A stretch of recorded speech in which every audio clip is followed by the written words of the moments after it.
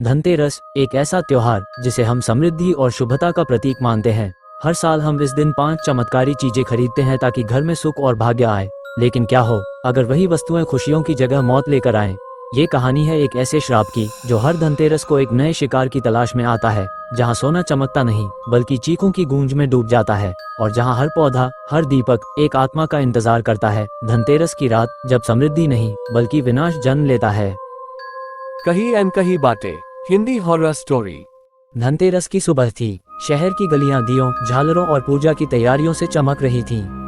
हर घर में खुशियों की हलचल थी, लेकिन शर्मा परिवार के घर में कुछ अजीब सा सन्नाटा था। नीरज शर्मा शहर के पुराने बैंक में काम करता था। उसकी पत्नी संध्या धार्मिक और पूजा पाठ में विश्वास रखने वाली थी। दोनों ने तय किया कि इस बार वे धनतेरस पर 5 चमत्कारी चीजें खरीदेंगे ताकि घर में समृद्धि आ सके। शाम होते होते वे बाजार पहुंचे। मंदिरों की घंटियों और पटाखों के बीच बाजार एक चमकता हुआ सागर लग रहा था। संध्या ने दुकानदार से कहा, भैया हमें धनतेरस पर शुभ मानी जाने वाली 5 चीजें चाहिए, सोना, तांबा, पीतल, मिट्टी और एक पौधा। दुकानदार मुस्कुराया, लेकिन उसके चेहरे पर एक अजीब सी छाया थी। उसने धीरे से कहा, मैडम सब चीजें मिल जाएंगी, बस आखिरी चीज वो पौधा सोच समझ कर लेना। कई लोग उसे घर नहीं ले जाते। संध्या ने हैरानी से पूछा, क्यों? पौधा तो शुभ होता है ना? दुकानदार ने धीमे स्वर में कहा, शुभ तो है, लेकिन वो पौधा सिर्फ एक ही रात खिलता है, धनतेरस की रात, और फिर मुरझा जाता है। कहते हैं अगर वो पौधा खून सोख ले तो किसी की मौत तय हो जाती है। संध्या और नीरज ने एक दूसरे को देखा और हंस पड़े। अरे बाबा, ये तो अंधविश्वास है। नीरज बोला, उन्होंने वो पौधा भी खरीद लिया, बिना जाने कि उसी पल उन्होंने अपनी मौत की जड़ें घर ले ली थीं। रात के 9 बजे संध्या ने पूजा शुरू की। पहले चांदी का दीपक जलाया, फिर तांबे का लोटा, फिर पीतल की घंटी। मिट्टी के दिए जलते हुए पूरे आंगन में सुगंध फैला रहे थे। और फिर संध्या ने पौधे को आंगन के बीचों बीच रखा। वो पौधा देखने में साधारण था, पर उसकी पत्तियों पर कुछ अजीब से लाल निशान थे, जैसे किसी ने उंगलियों से रगड़ दिया हो। नीरज ने मजाक में कहा, देखो संध्या, ये तो पहले से ही लाल है, शायद हमारे भाग्य का रंग बता रहा है। संध्या मुस्कुराई, लेकिन अंदर ही अंदर कुछ बेचैनी थी। रात जैसे जैसे गहराती गई, वो पौधा हल्के हल्के हिलने लगा। कमरे में ठंडी हवा चल रही थी, जबकि खिड़कियां बंद थीं। दिए बुझने लगे। तांबे के लोटे में रखा जल अपने आप गिर पड़ा, और चांदी के दीपक की लौ काली पड़ गई। मध्यरात्रि के समय नीरज को किसी के फुसफुसाने की आवाज आई, धनतेरस। वो चौंक कर उठा, लेकिन आसपास कोई नहीं था। पौधा अब थोड़ा बड़ा लग रहा था। सुबह होते होते घर की नौकरानी मीरा ने चीख मारी, भाभी, पौधे की जड़ के पास खून है। संध्या दौड़ी और देखा, मिट्टी गीली नहीं थी बल्कि लाल थी। ऐसा लग रहा था जैसे किसी ने वहां ताजा खून डाला हो। नीरज ने पुलिस बुलाने की सोची, लेकिन तभी उनका फोन बजा। दूसरी तरफ से आवाज आई, आपके बैंक की तिजोरी का एक केस खुल गया है, आपको तुरंत आना होगा। वो बिना कुछ कहे निकल गया, लेकिन 2 घंटे बाद खबर आई, नीरज शर्मा बैंक के अंदर बेहोश मिले और उनकी सांसें रुक चुकी थीं। नीरज की मौत के बाद संध्या टूट गई थी, लेकिन उसने तय किया कि वो पूजा अधूरी नहीं छोड़ेगी। उसने बाकी वस्तुएं, तांबा, पीतल, मिट्टी संभाल कर मंदिर में रख दी। उस रात जब उसने चांदी का दीपक फिर से जलाया, अचानक उसमें से एक काली लौ निकली और दीवार पर जाकर जली। दीवार पर धीरे धीरे एक चेहरा उभरने लगा, वही चेहरा जो बाजार वाले दुकानदार का था। वो बोला, मैंने कहा था ना, उस पौधे को मत लेना। वो पौधा उस घर का खून पीता है जिसने 5 वस्तुएं एक साथ रख दी। संध्या डर गई और बोली, तुम कौन हो? दुकानदार हंस पड़ा, मैं तो अब कोई नहीं, उस पौधे का पहला मालिक था मैं, जिसने मुझे भी मारा था। दीवार की परछाई गायब हो गई, और फिर दिया अपने आप बुझ गया। अब घर में सिर्फ 3 वस्तुएं बची थीं, लेकिन पौधा अब लगभग 5 फुट ऊंचा हो चुका था। उसकी पत्तियों पर अब लाल नहीं बल्कि काले धब्बे थे।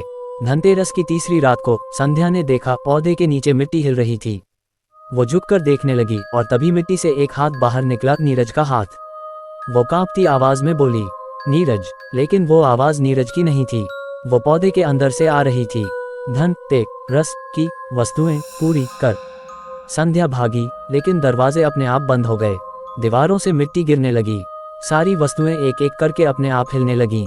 तांबे का लोटा गिरा, पीतल की घंटी अपने आप बजी, मिट्टी के दिए बुझ गए, और पौधा अब फुसफुसा रहा था, एक और आत्मा, एक और उपहार। अगली सुबह पड़ोसियों ने देखा, शर्मा हाउस का दरवाजा खुला था।